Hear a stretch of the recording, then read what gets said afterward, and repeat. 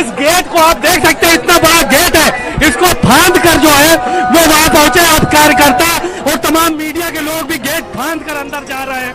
अखिलेश यादव को परमिशन नहीं मिली थी JPNIC के अंदर जाने की, तो वो गेट फांद गए हैं और अंदर चले गए हैं। उनके तमाम कार्यकर्ता भी आप देख सकते हैं तस्वीरों में कि गेट फांद कर अंदर गए हैं। ये तस्वीरें जो हम दिखा रहे हैं भारत समाचार पर एक्सक्लूसिव तस्वीरें हैं। अब तमाम कार्यकर्ता, तमाम नेता भी अंदर फांद कर जा रहे हैं, क्योंकि गेट खोला नहीं गया और अखिलेश यादव गेट फांद कर अंदर गए हैं। तो जाहिर है कि पुलिस ने अब कहीं ना कहीं थोड़ा सख्ती दिखाना शुरू कर दिया है। आप देखिए तस्वीरों में जो कार्यकर्ता और ऊपर जा रहे थे, अब उनको भी रोकने का काम किया है। ये लाठी चार्ज भी यहाँ पे हो सकता है, क्योंकि बड़ी संख्या में कार्यकर्ता यहाँ पर मौजूद है। ये तस्वीरें हम आपको दिखा रहे हैं भारत समाचार पर। सबसे पहले कि एक एक मूवमेंट की खबर है कि अखिलेश यादव जब गेट फांद कर अंदर पहुंचे और अब उनके जो कार्यकर्ता हैं वो भी फांद कर जा रहे हैं, चाहे महिला हो चाहे पुरुष कार्यकर्ता है, वो सब के सब अंदर जा रहे हैं। पुलिस ने यहाँ पर रोकने की कोशिश की है।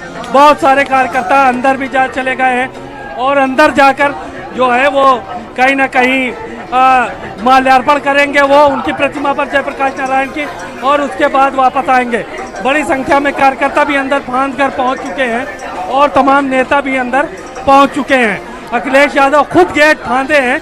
ये आज की एक बड़ी घटना सामने आई है। वो उन्होंने कहा था ट्वीट करके कि जब अगर परमिशन नहीं मिलेगी तो हम माल्यार्पण तो करेंगे, ऐसा ही सही।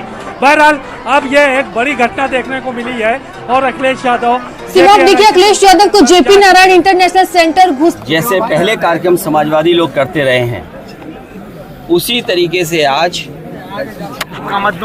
जयप्रकाश जी को संपूर्ण क्रांति के नायक के जन नायक नेता के लिए हर वर्ष हम लोग आज की तारीख में आते थे। और ये कोई पहली बार नहीं है कि इस JP समाजवाद म्यूजियम में हम लोग माल्यार्पण करने पहली बार आ रहे हों। लेकिन पता नहीं सरकार टीन की शेड लगा करके, टीनें लगा करके, दरवाज़ा बंद कर करके, ताला लगा करके पता नहीं क्या बताना चाहती थी।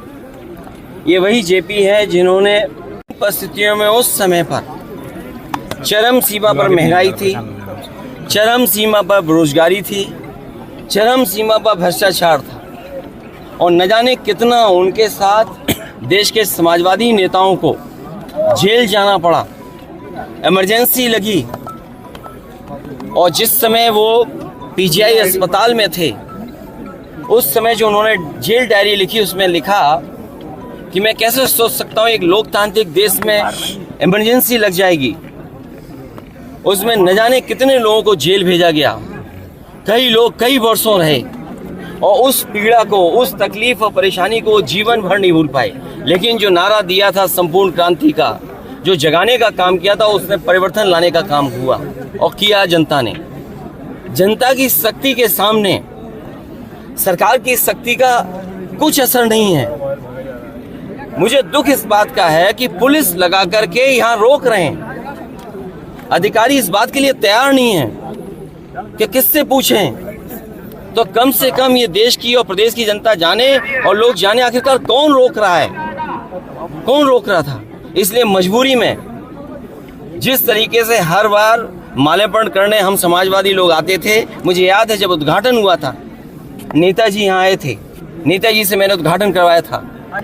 एकमात्र देश में समाजवादी नेता के लिए एक ऐसा म्यूजियम बना जिसमें उसके जीवन के बारे में लोग प्रेरणा ले सकते हैं। जो आंदोलन उन्होंने चलाए थाली बजा करके, वो उससे प्रेरणा ले सकते हैं कि सरकार के खिलाफ और लोकतंत्र में कैसे आवाज उठाई जा सकती है।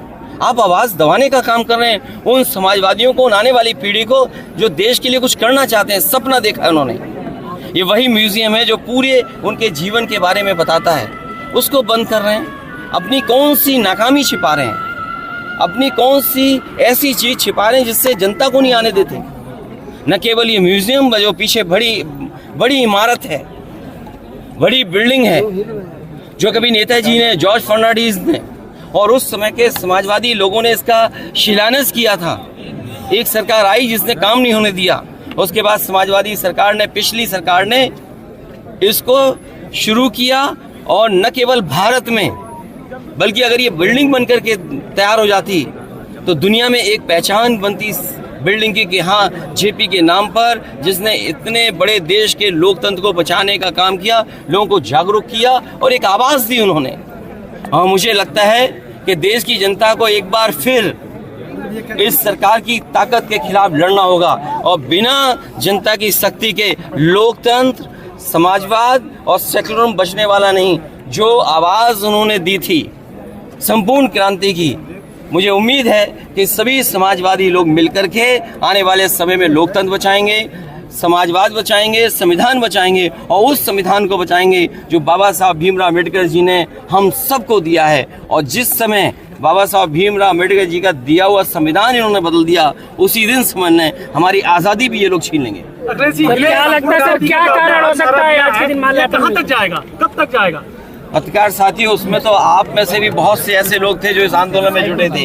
ये 24 तक जाएगा और 27 तक परिवर्तन करेगा, और एक लंबी लड़ाई में शुरुआत कहीं तो होगी। एक लंबी लड़ाई में जो 140 करोड़ का देश है, एक लंबी लड़ाई है। अगर हम दुनिया के पैमाने पे देखें, हमारी शिक्षा कहाँ है, हमारे यहाँ आपके स्वास्थ्य सेवाएं कहाँ हैं, बेरोजगारी चरम सीमा पर। तो ये इतने बड़े देश के लिए अगर आज सोचेंगे तो मैं समझता हूँ अगर सपना देखेंगे सब लोग तो पूरा एक दिन जरूर होगा।